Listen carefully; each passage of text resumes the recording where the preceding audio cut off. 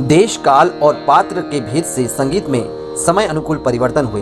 प्राय एक शताब्दी पूर्व ही संगीत की गति अवरुद्ध पुरातन हो गई थी और युग धर्म अनुसार उसका पुनरुत्थान होना परम आवश्यक माना गया। ऐसी परिस्थिति में 10 अगस्त 1860 कृष्ण जन्माष्टमी के अवसर पर मुंबई के बालेश्वर नामक स्थान पर एक उच्च कोटि ब्राह्मण वंश में उस महान शख्स का जन्म हुआ जिन्होंने हिंदुस्तानी भारतीय संगीत को एक नई पहचान दी। जी हाँ, हम बात कर रहे हैं पंडित विष्णु नारायण भातखंडे जी की। हेलो दोस्तों, आप देख रहे हैं रोचक कहानी रवि के साथ। हम जानते हैं कि हिंदुस्तानी संगीत का मुख्य आधार शास्त्रीय संगीत ही है। चाहे हम भजन की बात करें, ठुमरी की बात करें या फिर गज़ल की, इन सभी की जड़ों में शास्त्रीय संगीत का समावेश है। कई सालों पहले एक वक्त था जब श्रुति परंपरा में संगीत की शिक्षा दी जाती थी। श्रुति यानी गुरु के मुख से सुनकर संगीत सीखना। श्रुति परंपरा में संगीत सीखना लगभग आज के समय में नामुमकिन सा है, किंतु आज संगीत की शिक्षा लेना और सीखना काफ़ी सरल और आसान हो गया है, क्योंकि अब संगीत की एक भाषा है जिसे लिपिबद्ध करके हमारे सामने प्रस्तुत किया गया पंडित विष्णु नारायण भातखंडे जी ने। पंडित विष्णु नारायण भातखंडे जी के घर का नाम भातखंडे हाउस था। बचपन में उन्हें गजानन नाम से पुकारा जाता था। बाल्य अवस्था से ही गजानन के घर में संगीत का माहौल था। इसी माहौल के होने के कारण उनकी रुचि भी संगीत के प्रति जागृत होने लगी। पंडित भातखंडे जी की माता और पिता दोनों संगीत के विशेष प्रेमी थे।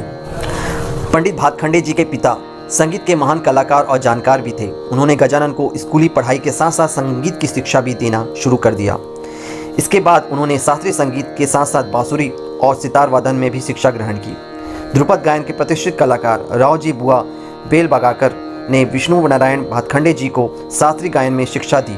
इसके अलावा पंडित विष्णु नारायण भातखंडे जी ने अली हुसैन खान और विलायत हुसैन खान से भी शिक्षा ग्रहण की। पंडित विष्णु नारायण भातखंडे जी के मुख्य गुरु मोहम्मद अली खान थे।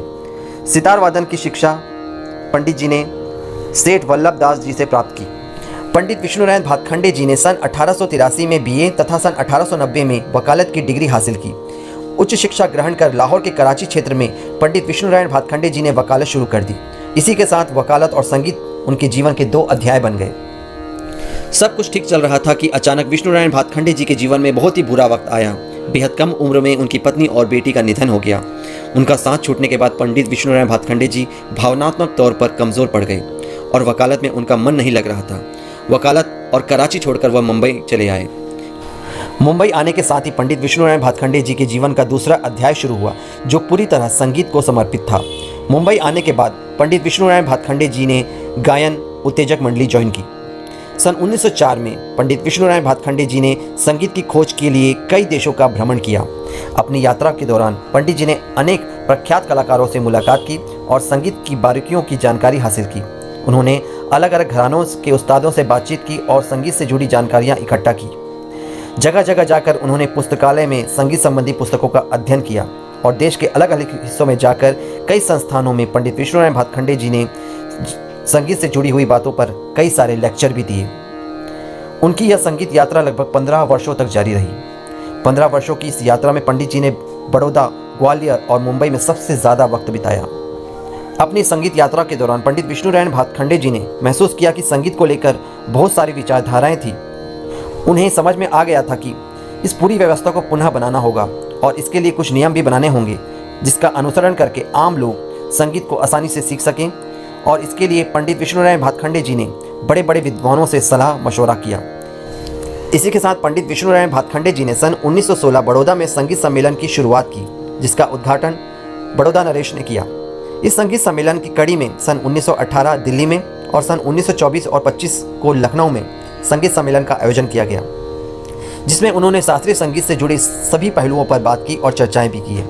इस संगीत सम्मेलन के परिणाम स्वरूप कई सारे विवादें सुलझते गए और कई सारी विचारधाराएं बदलती गई। इसके बाद ही शास्त्रीय संगीत को लेकर सबकी राय एक बन पाई। अपने इन प्रयासों के साथ साथ पंडित जी लिखना कभी नहीं भूले। उन्होंने संस्कृत, अंग्रेजी, मराठी और हिंदी में कई किताबें लिखी। उनकी पहली किताब गुजराती में प्रकाशित हुई, जिसका नाम स्वर मालिका था। इसमें रागों के बारे में विस्तार से जानकारी दी गई थी। बाद में इसका हिंदी संस्करण भी प्रकाशित हुआ। पंडित विष्णु नारायण भातखंडे जी ने मराठी में भातखंडे शास्त्र लिखा, जो 4 हिस्सों में छपा था। उनका प्रयास था कि इन किताबों के माध्यम से संगीत आम लोगों तक पहुंच सके। पंडित विष्णुनारायण भातखंडे जी ने लगभग 2000 बंदिशें इकट्ठा की थी और 200 रागों को तैयार किया।